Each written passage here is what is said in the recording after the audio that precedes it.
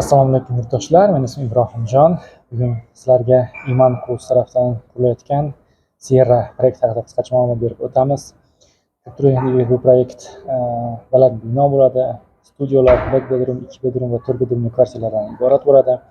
Lokatsiyasi jihatdan Motor Cityda joylashgan, marinalarga, downtownlarga yaqin. Kelar lokatsiya haqida birinchi ko'rib o'tamiz. Mana bu Dubay xaritasi, o'zingizlar biladigan Dubay aeroporti, Downtown, Palma va Marina, mana Al-Maktoum aeroporti, Dubai Motor City mana shu joyda joylashgan.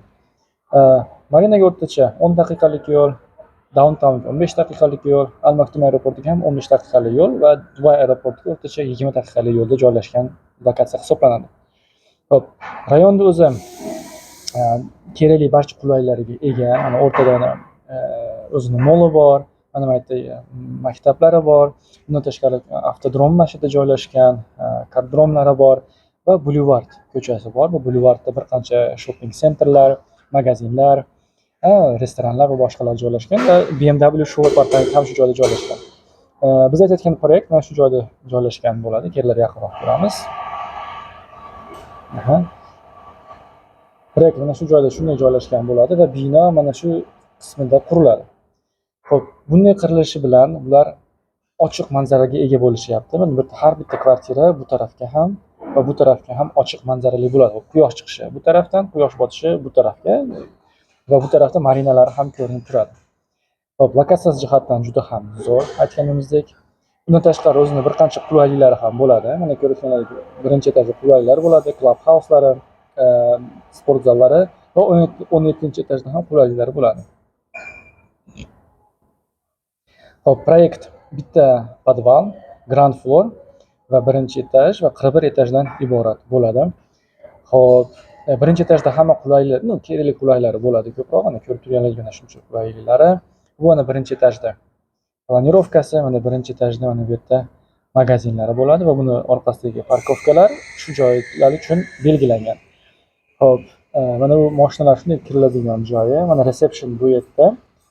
Reception, katta lobby bo'ladi, ochiq lobby, yana kutib o'tiradigan joylari va fontanlardan iborat. Bundan tashqari yashil zonalardan ham iborat bo'ladi tashqaridan.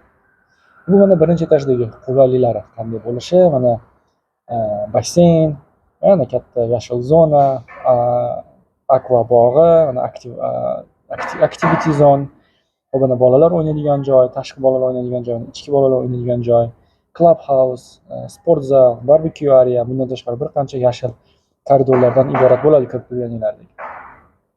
Va bu mana basseynda qanday bo'lishi, bu yerda chuqur basseyn, bu yerda sayoz, bu yerda mana oftobda to'planadigan joylari va bu yerda ham oftobda to'planadigan joylari bo'ladi.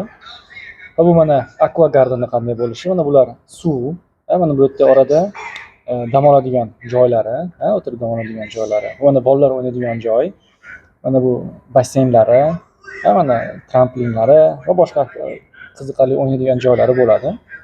Va bu mana activity zone. Ko'rayotganlaringizdek, bu yerda basketbol o'yingohi, tennis o'yingohi, mana tashqi sport zal, bundan tashqaridan yuguradigan klublardan iborat bo'ladi. Mana barbecue areasi. Va bu mana club house qanday bo'lishi, mana bu yerdan kirish, mana bu yerda o'tiradigan joylari, majlisda o'tiradigan joylari, bari, mana ish qiladigan joylari, stol o'yingohlari, arkada o'yingohlari va majlislar xonasidan iborat. Bu mana sport zal, kerakli hamma anjomlari bor. Mana bu yerda yoga xonasi va bu yerda ayollar va erkaklar uchun alohida kiyim almashtirish xonalari, steam room, sauna room va cold room, ya'ni sovuq xonalardan iborat bo'ladi. Bu mana ichki bolalar o'ynaydigan joy, ya'ni yopiq bolalar o'ynaydigan joy ko'rayotganlaridek. Bu mana 17-etajdagi qulayliklari. Bu yerda jacuzzi, tashqarida o'tiradigan joylari va yashil zonalardan iborat bo'ladi ko'rib turganingizdek. Bu mana bu bino tashqarisidan ko'rinishlari qanday bo'lishi, mana bu receptionda qanday bo'lishi, mana receptiondagi basseyn, fontanlar. Bu mana shu qulayliklar zonasi, mana shu aqua garden qanday bo'lishi, barbecue area, bolalar o'ynaydigan joyda qanday bo'lishi, sport zal, yoga xonalari, mana saunalar, bolalar o'ynaydigan joy. bu ham Clubhouse. Hop, bu endi studiolarda planirovkasi ko'rib turganinglardek, mana bu yerda kirish, bir tarafda oshxona, bir tarafda sanuzel, garderob, yotoqxona va balkondan iborat. Bular o'rtacha 40 kvadratdan iborat bo'lyapti. Bu mana bir bedroomliklar. Mana bu yerdan kirish, oshxona orolchasi, mehmonxona, общий sanuzel, kir yuvish mashinasining xonasi, va bu yerda yotoqxona, o'zining garderoblari bilan birga va sanuzeli bilan birga va balkon. Bularning o'rtacha razmerlari 75 kvadrat.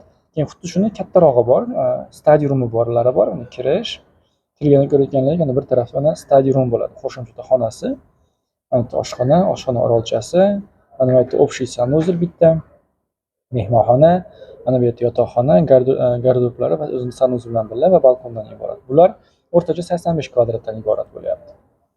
Endi bu 2 bedroomliklar, mana bu yerdan kirish, oshxona orolchasi, mehmonxona, kir yuvish mashinasining xonasi, общий sanuzel, bitta yotoqxona, mana bu yerda ikkinchi yotoqxona, asosiy yotoqxona, o'zining garderoblari bilan birga va sanuzel bilan birga va balkon.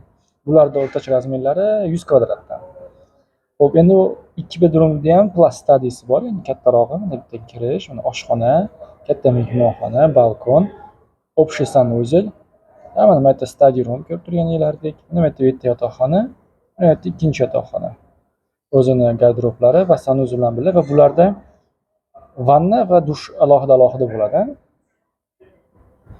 Xo'p, endi bu 4 bedroomlik, 4 yotoqxonalik, 2 etajdan iborat bo'lgan uylar, kvartiralar. Mana bu yerdan kirilganda bir tarafda tepaga chiqadigan zinapoya bor. Mana bu yerda oshxona, katta zal, mana bu yerda umumiy sanuzel, mana bu yerda yordamchilar xonasi o'zini sanuzel bilan birga, mana bu yerda bitta yotoqxona va mana bu yerda ikkinchi yotoqxona o'zini sanuzellari bilan birga. Xo'p, mana balkonlari va tashqarida katta balkoni bor, o'zini baseyni bilan birga. Xo'p, bu yerdan tepaga chiqilganda mana bu yerdan dam oladigan joylari bor ko'rib turganinglardek. Bu bilan bu yerda hech narsa yo'q, ya'ni pastdagi etajlar ko'rinib turadi. Xo'p, yana bitta yotoqxona o'zining sanuzeli, garderoblari bilan birga, mana bu ikkinchi yotoqxona o'zining garderob va sanuzellari bilan va o'zining balkonlaridan iborat bo'ladi. Bularning o'rtacha razmeri 350 kvadratdan bo'lyapti. Xo'p, bu uylarning qanday ko'rinishi? Uylar shunday holda beriladi, mebelsiz. Xo'p, ranglarning uyg'unligi va quruvchini sifatlari juda ham yaxshi. Proyekt ham juda ham yaxshi dizayn qilingan, qulayliklari ham o'ziga yetarli va joylashuv ham juda ham yaxshi. Xo'p, quruvchi hozirda 60 ga 40 to'lov oplatasini taklif qilmoqda, ya'ni 60% qurilish to'lovining 40% kalitni olinayotganda va boshlang'ich to'lovlar 20% dan boshlanyapti. Va boshlang'ich narxlari 800 ming dirhamdan, ya'ni o'rtacha bir 200 ming dollar atrofida boshlanyapti. Xo'p, proyekt o'ziga xos, tavsiya qilib qolamiz. Bu proyekt haqida qisqacha ma'lumotlar shu. Sizlarga yoqdi degan umiddamiz. Savollar bo'lsa aloqaga chiqinglar, kanalimizga a'zo bo'linglar. Rahmat.